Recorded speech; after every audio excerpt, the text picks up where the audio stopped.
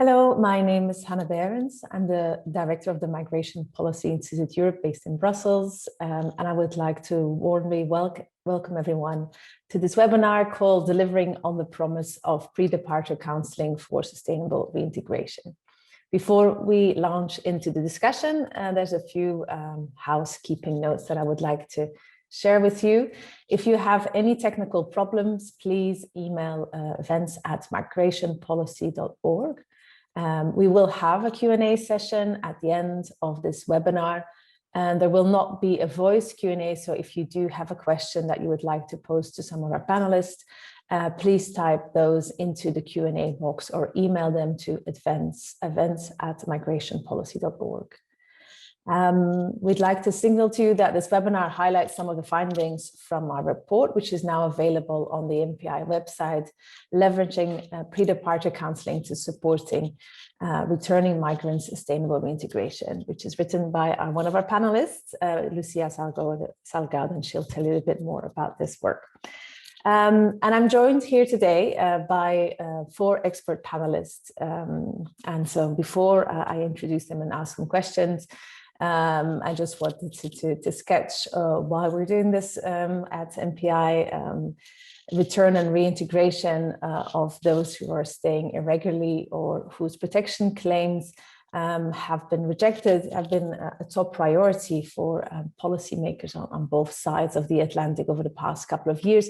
And in Europe, this has really translated into proliferation of programs that aim to assist with the reintegration of those returnees in their countries and communities of origin.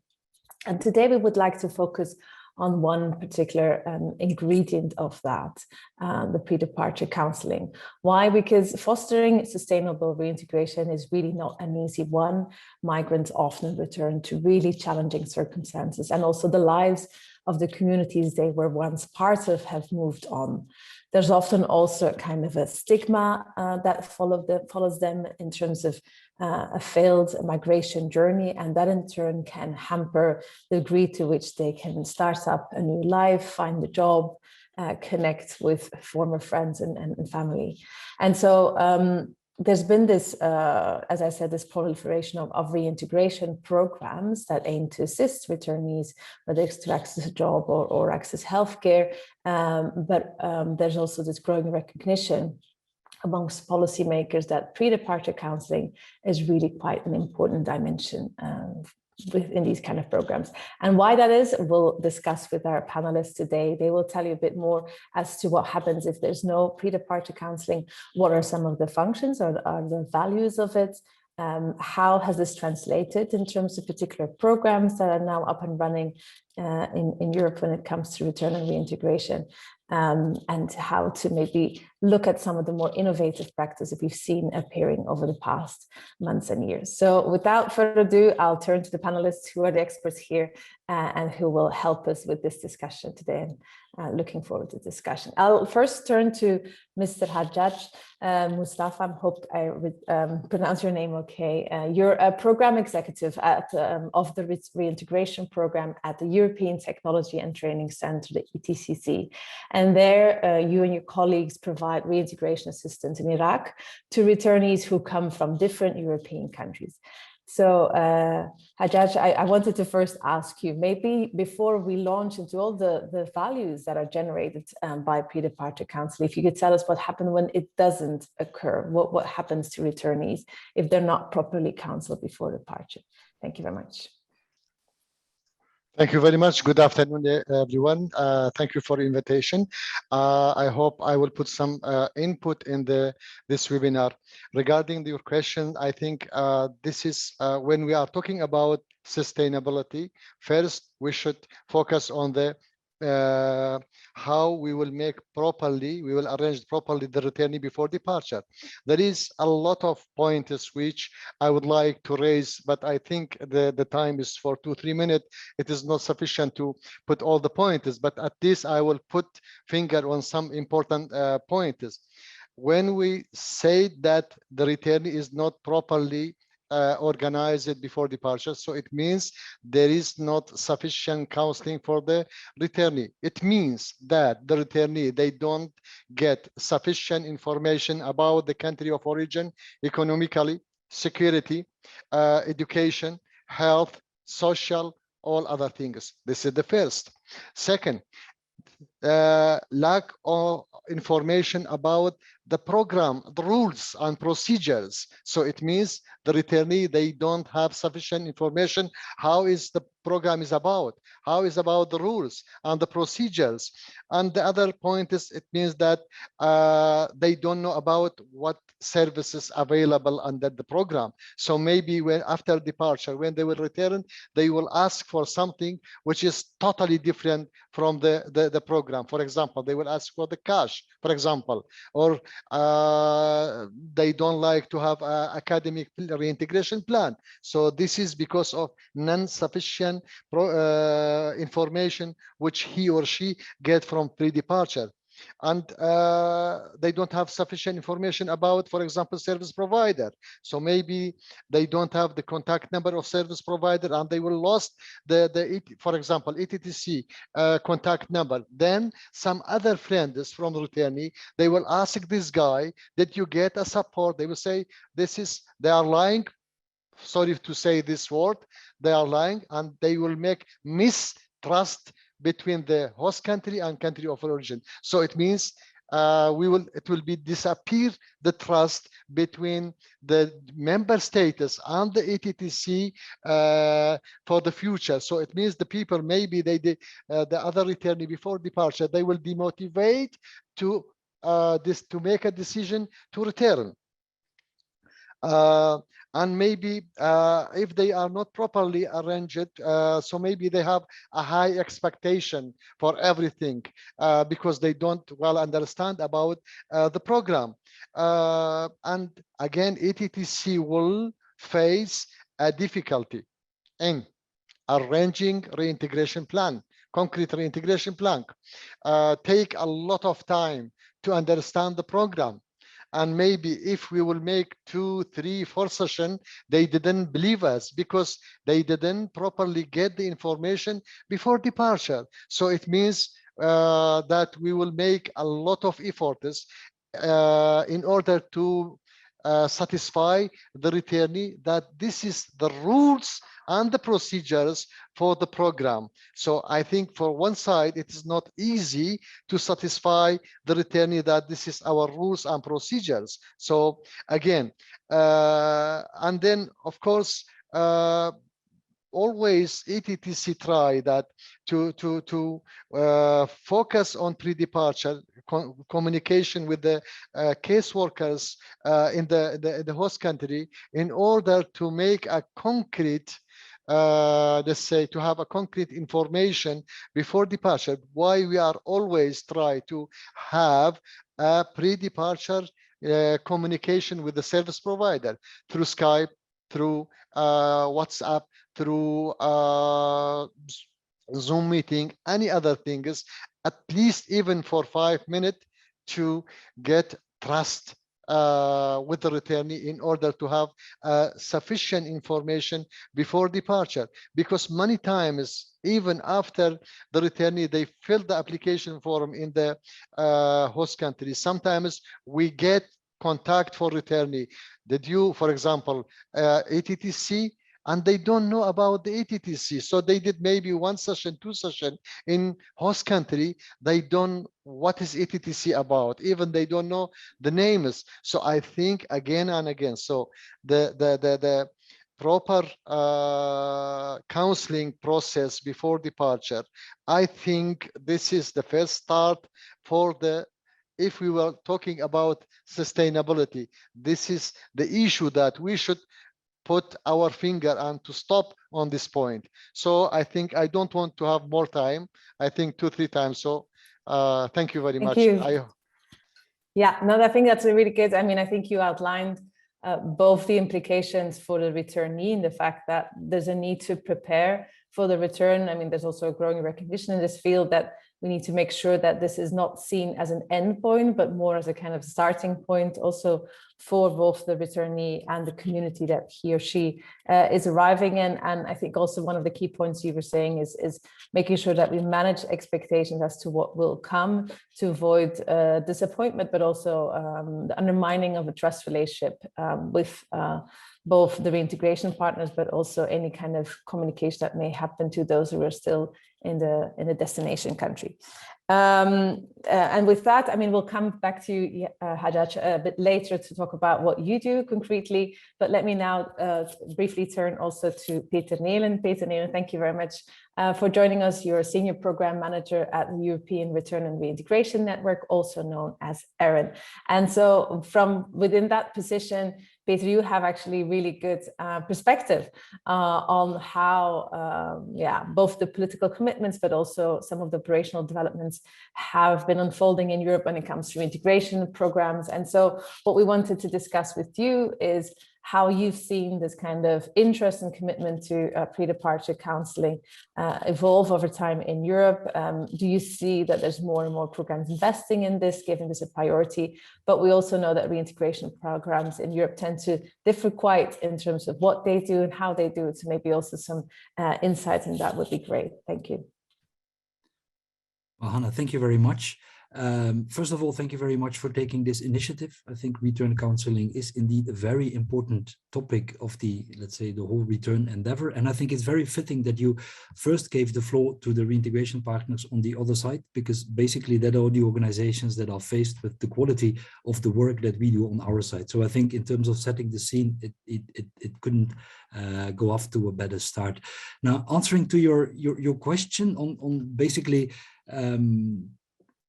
return counseling in different member states, it's clearly that return counseling is a topic everywhere, but basically against quite an interesting background, because on the one hand you have what I can call a standardization almost in the working agenda and the different challenges that are tackled in different member states, but then in very, very different settings, in very different organizational settings. So I'll try to explain. If we go back to the beginning, I think the first focus of return was basically on the process, how to make sure that the return happens as quick and as effective as possible. But after a while, and I think involvement of NGOs like Caritas and others have a lot to do with that, basically the person moved more and more to the center of the stage. And that is not because that sounds nice, but there was an increasing awareness that the process does not work if you do not connect it with the person. If the process goes too quick and doesn't respect the mental speed of a person in preparation of return, it won't work. If the process does not deal with the worries and the doubts, it will not work. People disconnect. And to me, this is a bit where the whole topic of return counseling started gaining importance.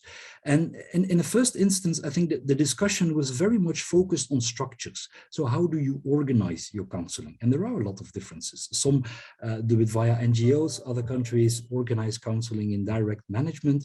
Some see it as part of social work, others have independent, separate structures.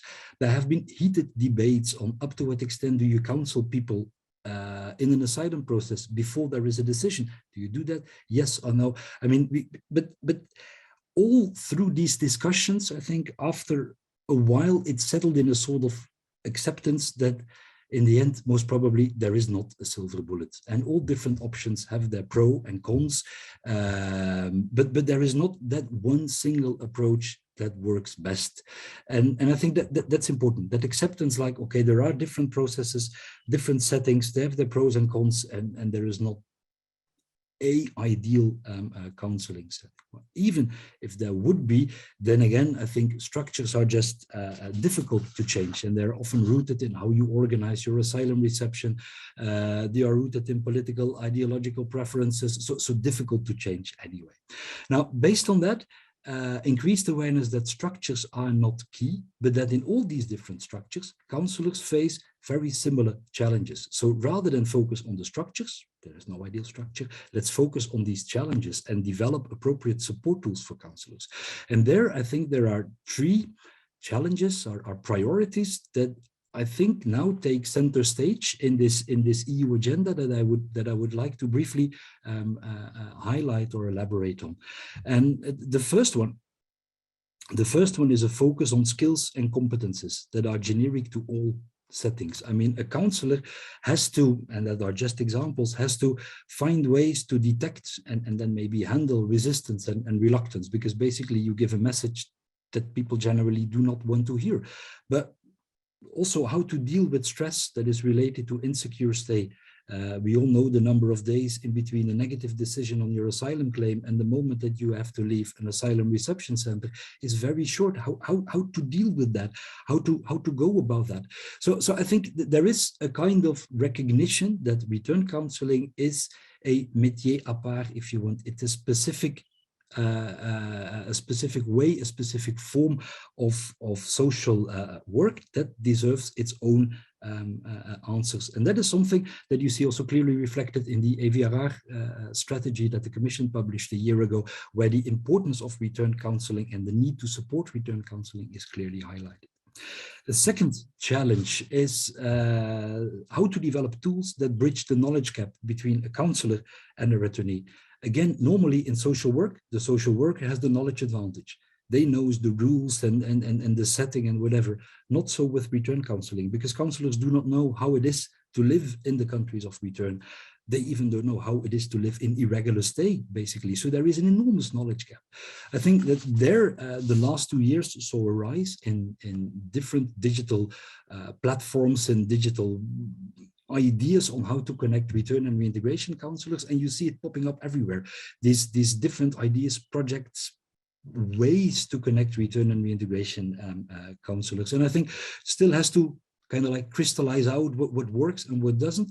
But I think that is a very, very interesting dynamic, part of what you see happening in return counseling. And then the last, very briefly, challenge that I see emerging, it's a challenge that is identified but not yet really tackled, although it is omnipresent in every counseling setting, and that's the double of conflicting role of a return counselor. On the one hand, they have to build a trust relationship. They have to build a safe environment with persons to talk about return. On the other hand, they feel the pressure up to a certain extent, implicitly or explicitly, from their political or organizational constituency, basically to make people return. As always, with return, the first question they're asked is, how many? And this is a kind of role stress that creeps in and that potentially jeopardizes effectiveness of counseling.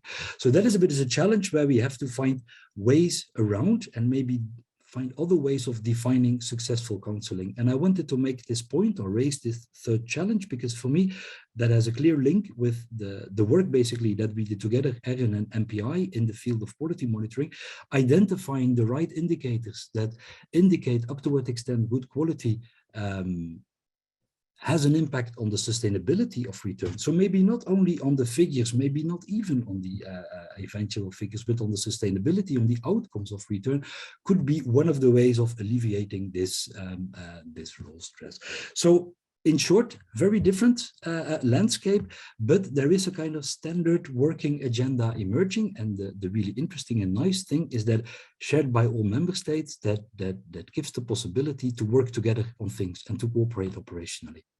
Thank you very much, Peter, for outlining. I think, first of all, maybe that shift towards focus on return and then really thinking through how to focus more on integration, and also that trajectory, as you say, that's closer, or at least takes into account also the journey that the returnee goes through, and the challenges that you've outlined in relation to pre-departure counselling, and yeah, your last point about the importance on checking how an investment in pre-departure counselling, a greater commitment to it, a diversification of practices may result in a particular reintegration process and successes. And talking about the diversity and some of the emerging practices, I would like to now turn to Bettina Jen-Mechu. She's the head of the Asylum, Return, Reintegration and Counselling unit at the Danish Refugee Council. And so Bettina, it was already briefly referred to also by Hajjaj in terms of connecting these three parties that are really so crucial, the returnee, the counselor, and the service partner in the country. And so from the Danish Refugee Council, you have started to really experiment, explore different ways to do that and to translate this kind of broader growing political commitment that we talked about and that Peter also talked about into practice. So could you tell me a bit more about these innovative virtual exchanges that you engage in at the pre-departure phase, and what were some of the reasons for setting this up? Thank you. Yes, definitely. I'd like to do that, and thank you for inviting me to do so. We are in the Danish Refugee Council, a private humanitarian organization, and have provided impartial return counseling to rejected asylum seekers for many years. And over the past years, in-kind reintegration support through local partners have become increasingly possible for those having to return from Denmark. And of course, that's a very important element in our return counseling. We do offer our counseling to all rejected asylum seekers who must return, whether they want to or whether they are to be forcefully deported. And the purpose of our counseling is that they are able to have all the information that they need so they can make a decision to themselves. And if they decide to return, of course, also to focus on the reintegration phase. Because only those who decide to return voluntarily from Denmark can get reintegration support. And in our counseling, we always give the possibility to speak virtually with the local reintegration partner. And the reason is that those who are not clarified about whether they want to return have the opportunity to ask questions, discuss options, so that they can better be able to make a decision themselves about their future. And those who know that they want to return can maybe start the process of speaking about what possibilities they have to use the reintegration support. Now, the reason that we started offering what we call tripartite meetings, that is meetings between the returnee, potential returnee, the reintegration partner, and the DRC counselor, has to do with the nature of the Danish reintegration support. In Denmark, if you get support through a local partner, you only get in-kind support, no cash is offered. And for those getting the reintegration support, they have to develop a reintegration plan after return. They have to make a budget that must be approved by the Danish authorities. And we could see very early on from our first cases that often the process after return until the reintegration plan was approved was lengthy, sometimes up to 6 months before they got started. And the reason for this are many, of course, but often the returnee was not able to kind of visualize what return would be like. So they changed their plans several times before finally settling on something. And with no cash support, that's quite a big challenge. So we decided to start a pilot project with some of our reintegration partners where we would have these tripartite meetings. And the purpose was to get the returnee to start thinking about the reintegration activities in advance of return, and to discuss and explore possible ideas with the partner in order to speed up the process once they got back. So what we have learned and why we now offer these meetings more systematically is that it's a way of managing information. The counselor will prepare the returnee before the meeting with the partner to make sure that they address all the relevant and important questions. And the counselor will also help ask some of the difficult questions if necessary. And after the meeting, they will debrief with the returnee and address possible new questions. And then they make a plan together on the onwards process. And the council will, of course, make sure that the returnee feels informed and involved. And they may have additional tripartite meetings after this first. It's also a handheld process that supports the returnee. We try to follow the returnee with the same counselor from the very first meeting until they return.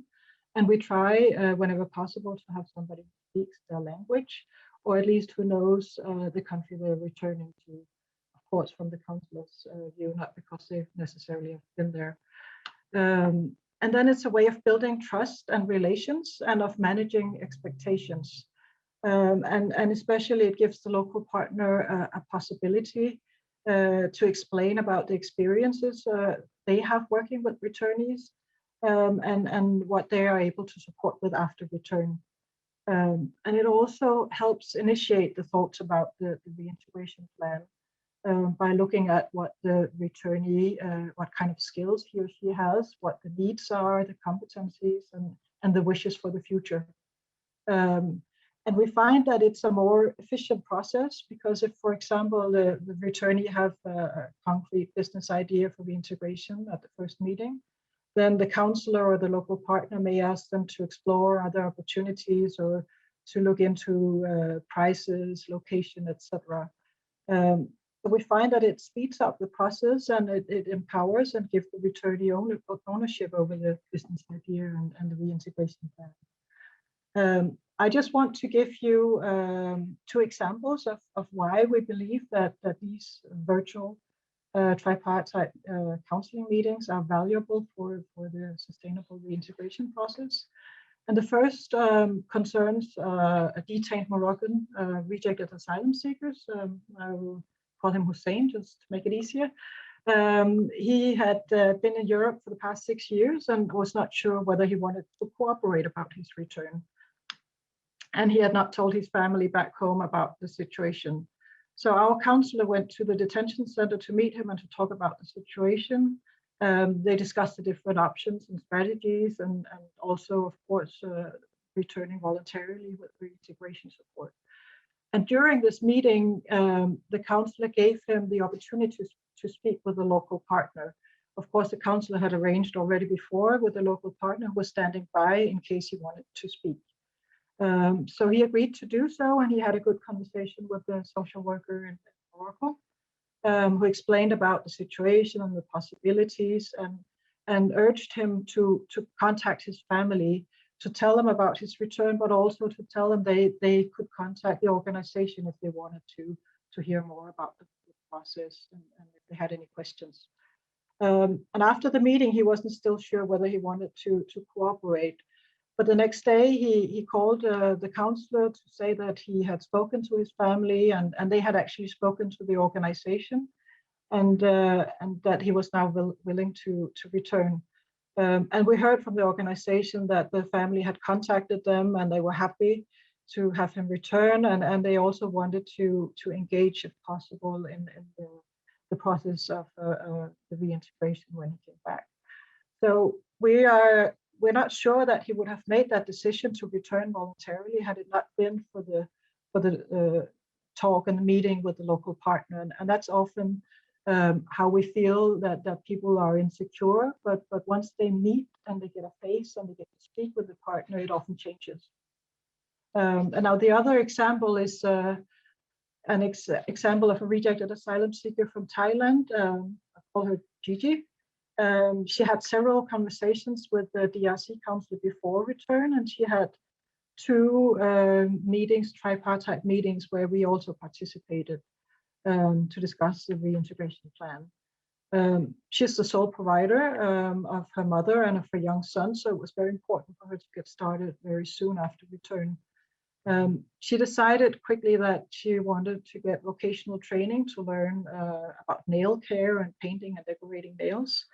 And at the first virtual meeting with the partner, they exchanged information, and that's often something that they do because then it's possible for the returnee to contact the partner whenever there's a question and if the DRC counsel is not available. So she did so several times with the partner, and she came back in March last year and immediately caught up with the social worker whom she had been speaking with virtually.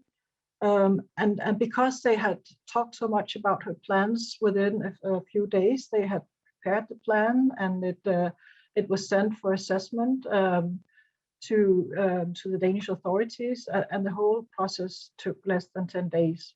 So she was able to start very fast with her process and support her family. And Leah, who was supposed to give this presentation instead of me, she met her just last week in Thailand, where she was on a mission. She was telling her how she was doing fine and how her business was doing really good. But most importantly, that after coming back and receiving the support, that she had gained higher expectations of life. And that's very positive. She's still in contact with the social worker who received her and who helped her. And they have a very good relation based on trust and respect and equality. So this might still have developed irrespective of the meetings that they had while she was still in Denmark, but the local partner in Thailand, and we are quite convinced that the first seeds of a good relation started at that first virtual meeting that they had back in Denmark. Thank you. Thank you. Also for those concrete examples, I think it connects also quite nicely with what Hajjaj had said at the beginning, and the importance of, on one hand, properly informing or really unpicking and making it clearer what kind of context that they're returning to. And you were also alluding to how important this is in terms of establishing that first seeds of trust in the relationship, which is with the reintegration partner, which is so integral. And I think also your examples of how that then resulted in persons ultimately do taking the decision to return, but also the examples you gave in terms of the impact over time, I think connect nicely. Also what Peter was saying, the importance of following up, what it means in terms of the impact when we do invest the time, as you said, early on in the pre-departure phase with those returnees, what it means for them and their journey in the months and years ahead. So, but let me now turn to Lucia Salgado. She's an associate policy analyst with us at MPI Europe.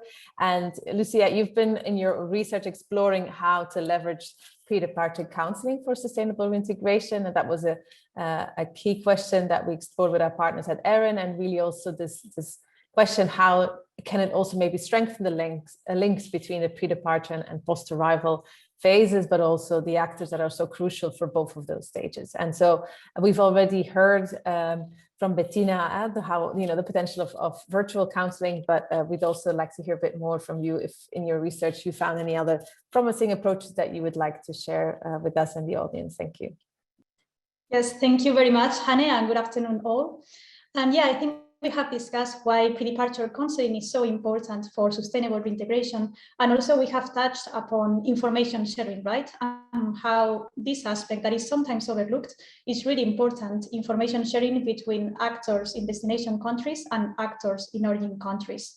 And pre-departure information sharing doesn't involve only the information that returnees receive, but also the information that counselors themselves collect about the returnee before departure, for instance, about their vulnerabilities or immediate needs, and that they share with service partners before they return, so that service partners in the ground can prepare in advance and deliver the reintegration support swiftly after their arrival. So the virtual counselling that we were talking about already is an approach that brings together returning migrants in host countries and partners in origin countries. And I would like to signal 3 other main approaches that can strengthen information sharing and really improve the chances of sustainable reintegration. The first one is to improve the information available to counselors, also building on what Peter was saying, through increased exchanges with partners. So counselors in Europe usually rely on country fact sheets and written material to learn about the conditions in different countries of origin and the support available. But of course, they can struggle to navigate all this available information and to really understand what is happening on the ground. So to address this, for example, the German development agency GIZ, as part of our reintegration program, they launched in 2017 the so-called Reintegration Scouts. What are these scouts? It's a team that is based in Germany in different counseling centers, and they connect counselors in Germany with actors in the countries of origin. So when counselors in Germany have specific questions, even very particular ones, such as what are the educational opportunities available in a very specific town where the migrant is returning, they can then submit this question to the scout, who in turn liaise with focal points in countries of origin to obtain this very specific information. And of course, in this respect, it's also worth mentioning the initiative launched by ERIN Talk to Connect last year, which also brings together return counselors and service partners in countries of origin through monthly virtual sessions where they discuss the realities on the ground. A second key approach that I encountered in my research is to build quality checks along the information exchange continuum. Because of course, one thing is to share information, but how to ensure that the information is really accurate and is of quality is another thing. So this can be done, for example, by reviewing the information that counselors collect before this is shared with partners on the ground. And this is done in Austria, where Caritas reviews the information that counselors from the government collect about the returnees, especially that related to vulnerabilities, and ask for additional information when they think this is not sufficient, and then they share it with partners on the ground. And also this sort of quality checks or reviewing stages can also make sure that returnees also receive appropriate guidance at the pre-departure stage. I think this also builds a little bit with what Bettina was mentioning. And in Greece, for example, IOM, as also does the Danish Refugee Council, in Greece, IOM develops a reintegration plan already at the pre-departure stage. And this reintegration plan is shared with the partners already before departure so that they can assess the feasibility of the plan.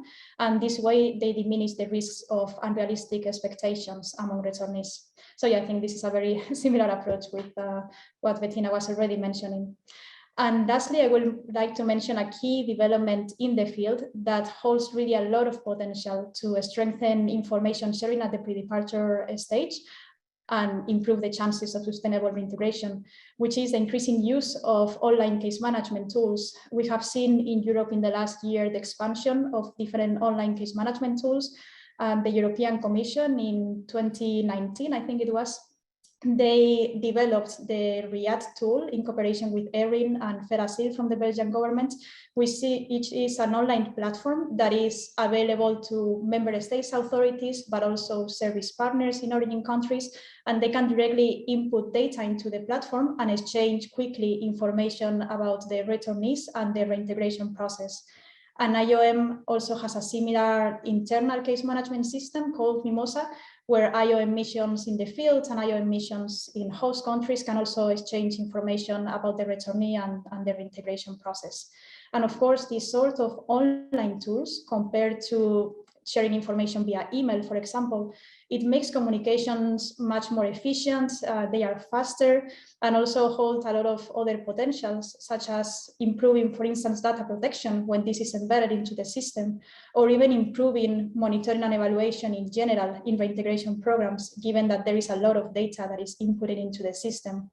But at the same time, these tools are in process of expansion now. Is sort of a recent development that is now getting traction, and policymakers still need to address some key questions in the coming year, such as how to ensure that the information that is inputted into these platforms is really of quality, as I was mentioning before, or how to make sure that partners in the countries of origin have enough internet access, because this can be a challenge in some local contexts. I was talking with a partner in Ethiopia, which mentioned that it is really a problem for them to have enough internet access to use these tools. On even how to ensure the compatibility between these different online case management tools that are growing in Europe, because of course, if they are compatible, we will make sure that we have comparable data and global learning. I think I will stop here, but I will be happy to answer any questions of the audience later. Thank you. Thank you very much, Lucia, for outlining these kind of three interesting developments in terms of making sure the right information is available, the quality checks that you said, and also this very interesting development when it comes to online case management tools and the kind of possibilities these will offer in maybe the years to come.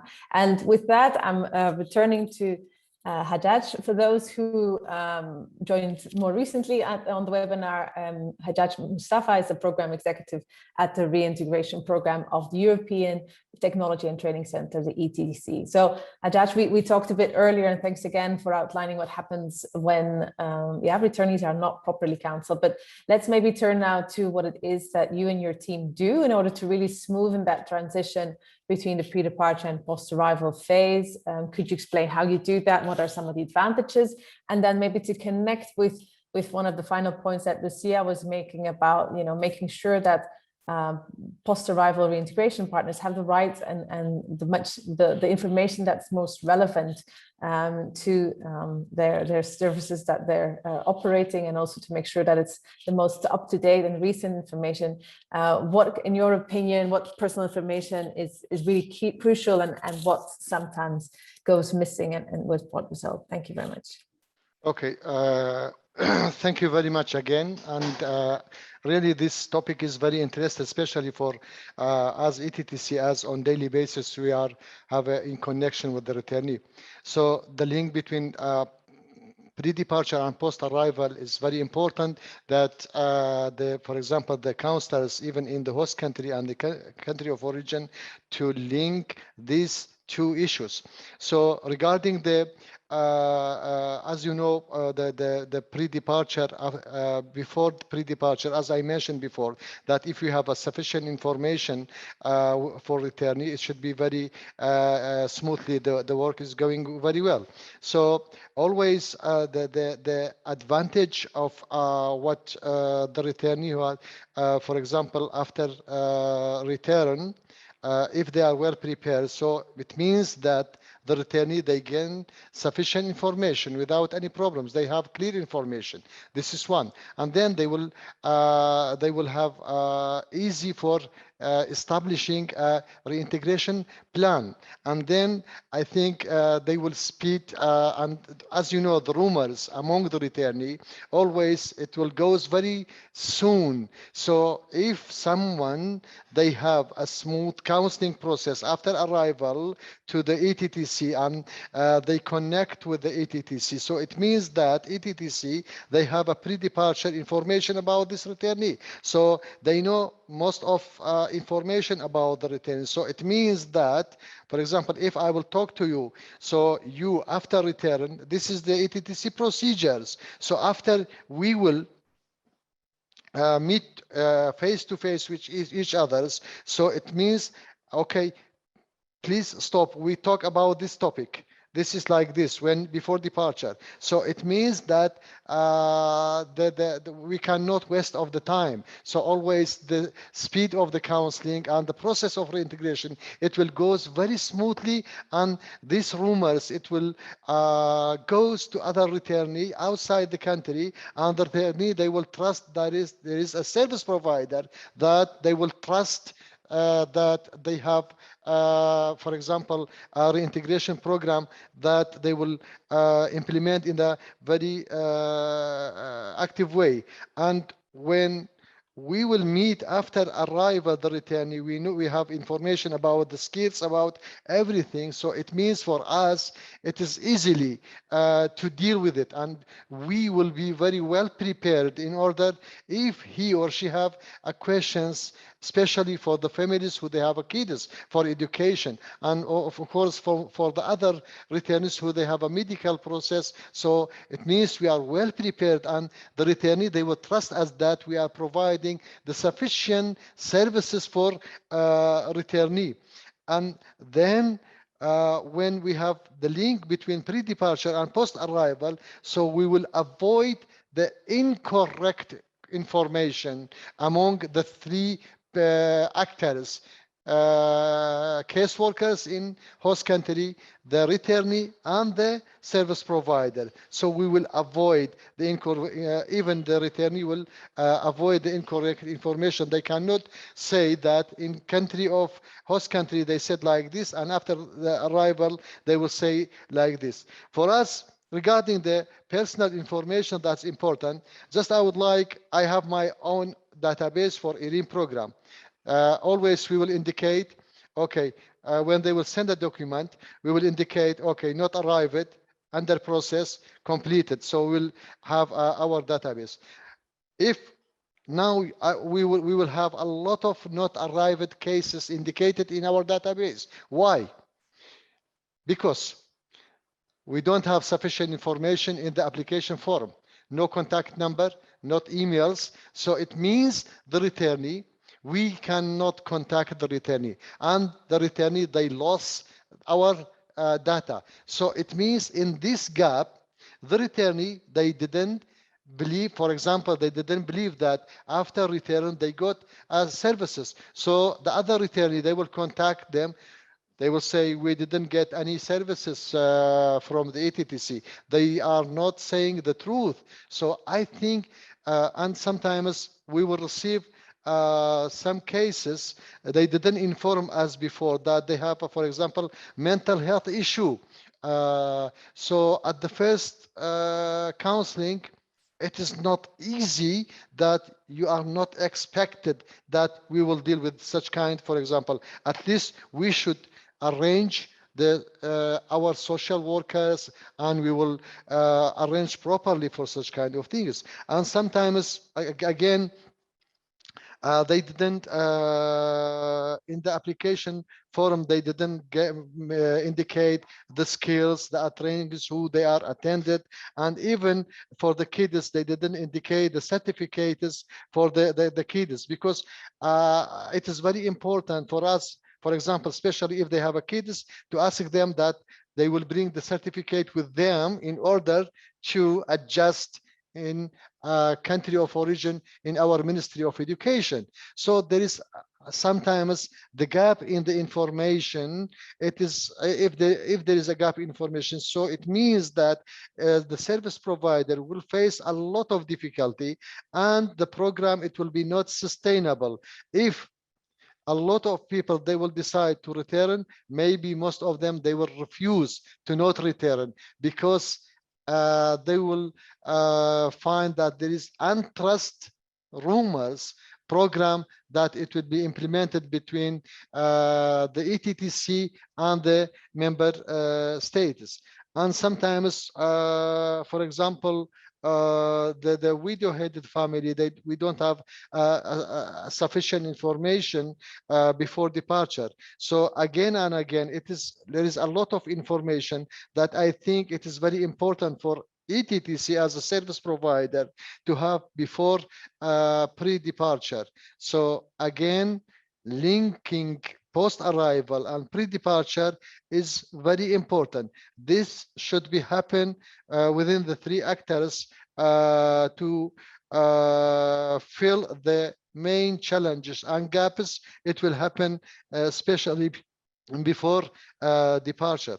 And maybe sometimes we have some special cases that it needs to refer to other, for example, to health department, they need a medical issue. So I think it is important to share the address of the medicines before departure with us, in order to arrange and to make sure that this medicine is available in the country of origin, because we have a lot of cases that they are using some medicine maybe in the host country available, in the country of origin not available. So in order to make sure, I think sharing this information for us as a personal views for many years that I have worked with the returnees, I think this all information is very important for the sustainability of the program. Thank you very much for outlining that. That's really interesting. And I see that in the meantime, there's a number of questions that have been posted in the Q&A and chat function. So yes, to all those who've been joining us for this discussion, if you have particular questions, do raise them there, and we will try to address them within the time that we have available.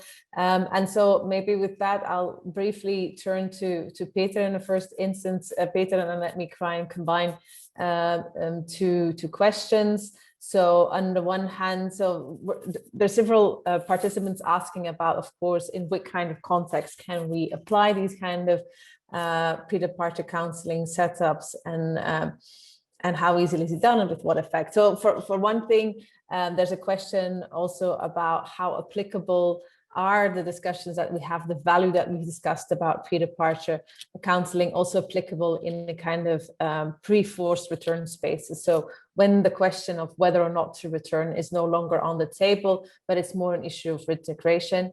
And another question that asks, and I know Erin is also working on that, to what extent there are also practices in developing in terms of not only engaging with migrants who are in detention centers, but also those who still live in the community. But maybe on that, we need to be a bit short, because then I want to turn to Bettina. Thank you. Yeah, thank you, Anna. But I think my answer can be short. I think basically reflecting what I said before. Different settings, structures can be different, and there is an obvious difference in between people in detention and people living in communities, people with a return decision, removal decision, and people who do not yet have that decision. The scope of possibilities is obviously way more narrow in detention than outside detention. There is the issue of speed that plays an important role with people who got a removal decision because they have to act basically quickly. But all through these different settings remains the skills and the competences, how to deal with resistance, how to try to engage somebody in a meaningful discussion about return, about options. I mean, you need the same skills and competence, maybe in a different extent, but you need them in the different settings.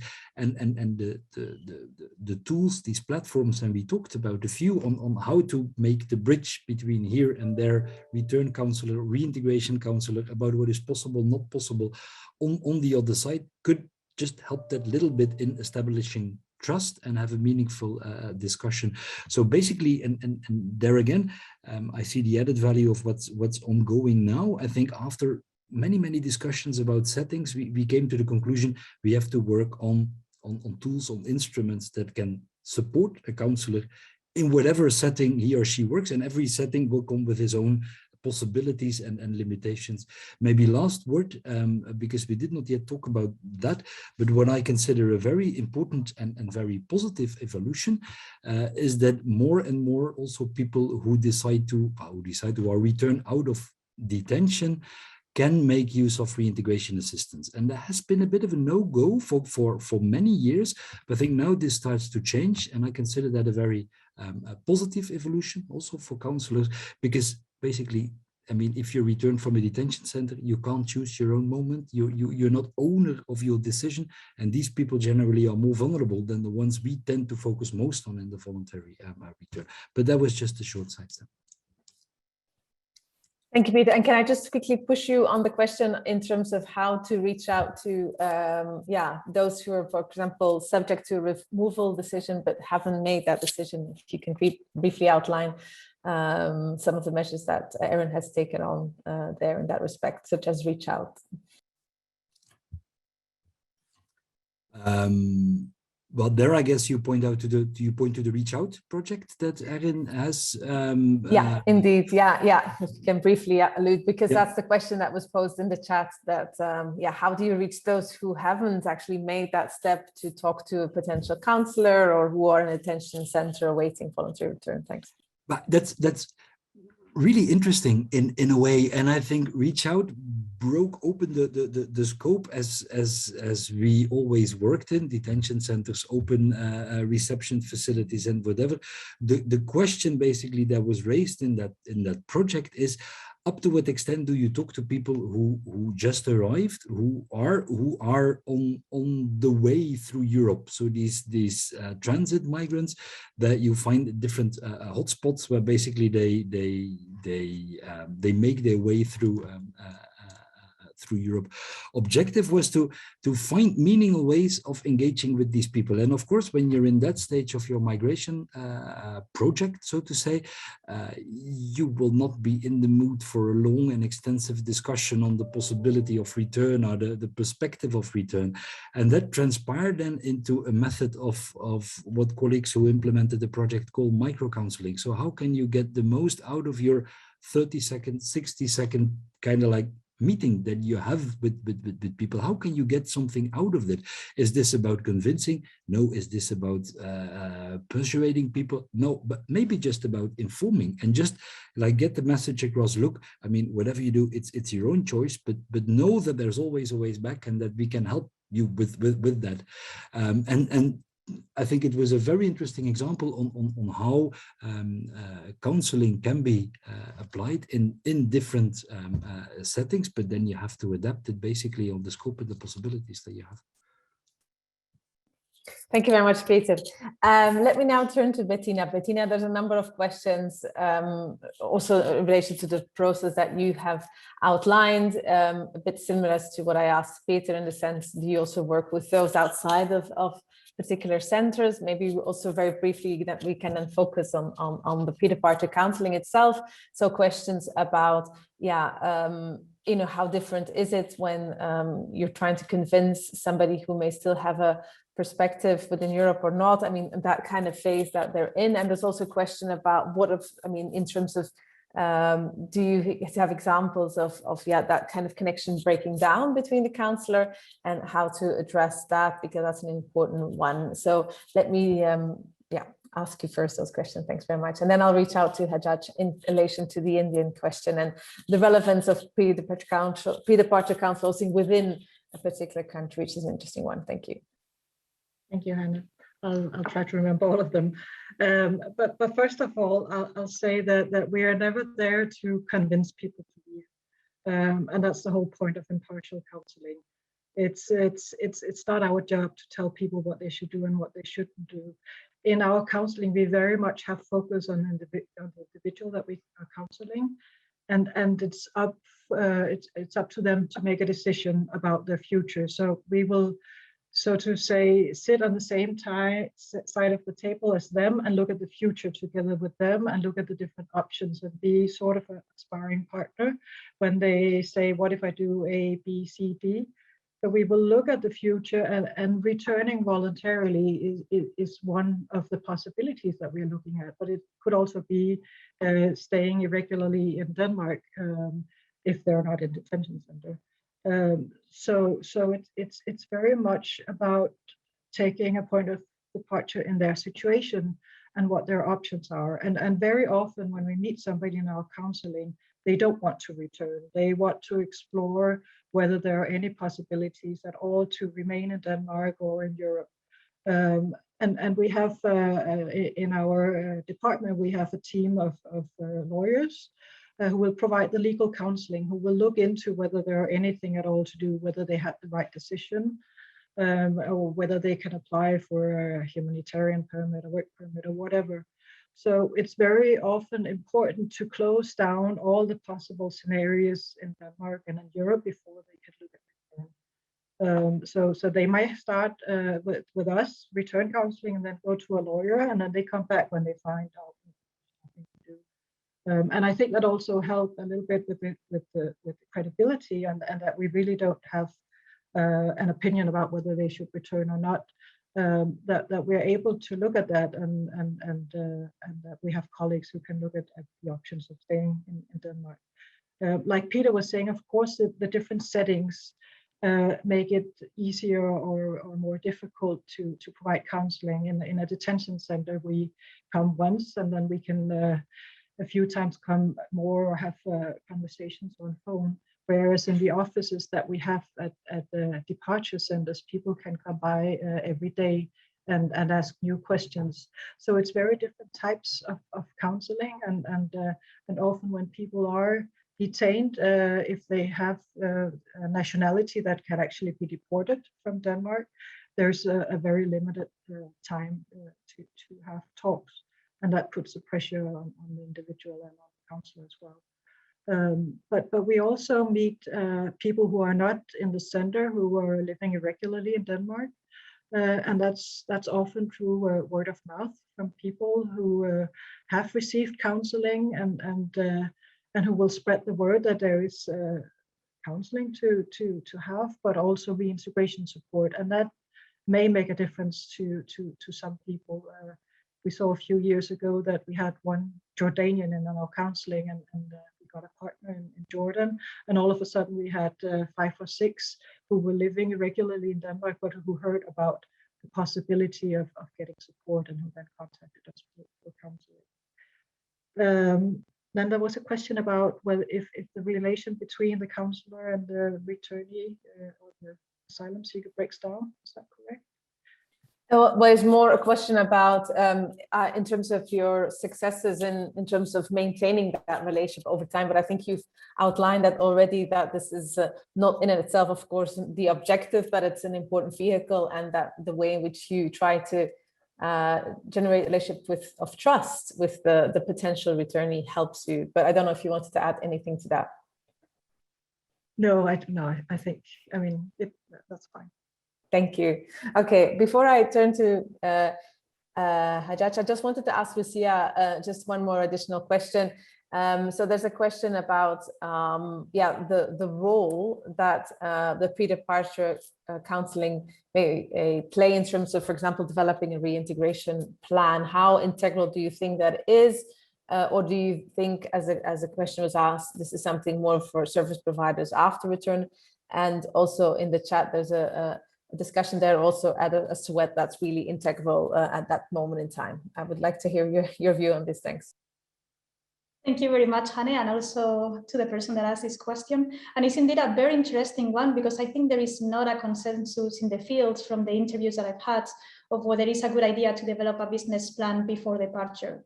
Because on the one hand, I've heard from service partners on the ground that developing a business plan can make the returnee start thinking about the reintegration process, start having ideas, and this can actually speed up the process when they return, because they already have this plan developed. The problem is that many times it's very difficult to know about the realities on the ground when you are not there. And counselors in Europe, as I was mentioning, many times they don't really know exactly if a plan is feasible, if not, what are the, for instance, businesses that work better in an area. So there is also a challenge in that sense. And other service partners, for instance, ones in Ethiopia were mentioning like, no, we prefer to do this after arrival because we know the realities on the ground. We know what business work and what business don't work. So I think it is a tricky question. I will say that developing the business plan prior to departure has advantages and can speed up the process, but only if there is some sort of quality check, as I was mentioning, if the partners can confirm that this plan can work on the ground, that is feasible. I think in that case, it's a really good idea to develop it before departure and avoiding at the same time unrealistic expectations. Thank you very much, Lucia. I think, and I just wanted to flag to everybody listening in some really interesting conversations and experiences shared in the chat and the Q&A function. Just let me now turn to Hajjaj. And just wanted to say, I mean, I think it's been interesting. I mean, there's been questions raised about, for example, is this applicable reintegration support in a pre-forced to return phase? How valuable or relevant can it be? I mean, we had a discussion about that, but there's now also a question about, should this be available regardless of the country origin? So for all of those who return, Hajjaj, I think that's one question. But there's also a question, is this relevant within the country if there's a reintegration or those kind of stuff? I would like to hear your views on that. Thank you very much. Sorry, I didn't get the question very well. Could you just briefly repeat, because the sound is not, I get the question exactly. Yeah, sorry. So the question is, one of the things that people have posted is that reintegration support is not available for all of those people who return. So you, as well as the ETTC, have to deal with, as you said, very different reintegration programs depending on the country sending them back. So the question is, do you see this value applicable independent of where you come from? And also, what about any kind of more kind of regional or local return processes? Again, is there a role to play for pre-departure counselling? Thank you very much for the question. As you know, in our most of the programs, especially under the ERIM program, we are dealing with the member states and they are referring the returnees. So it means before departure, they will refer the cases, the information for returnee, and then we will meet with the returnee and we will support the returnee.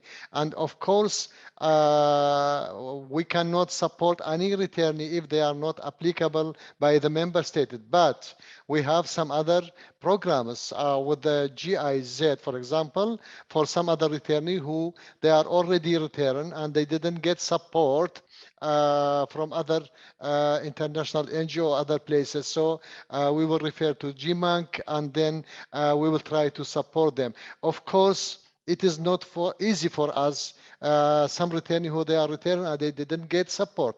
But again, we will be very grateful to support of the returnee. So because there is, if someone they didn't get support, maybe it will affect for the integration program that they will again communicate with the other returnee that still they didn't return, and maybe they will send a message that there is not support available for returnee. So again, as you know, we will obligated that to support the returnee who they are eligible by the member status, they will refer to ETTC. But again, always we will try, if the returnee, they will come to ETTC and visit ETTC. If he or she is not eligible, ETTC try to refer to some other places, some other institutes, or to guide them for some ministers who they are giving them the loan or the grant. So it means we will try to do our role and at least to do some sufficient to give some sufficient information or support to returnee. So this is very brief regarding answering your question. Thank you very much, Hajjaj. I think that's really interesting. Yeah, and apologies, I realized that not everybody can read whatever other people ask in a question, but there were some really interesting questions being raised there.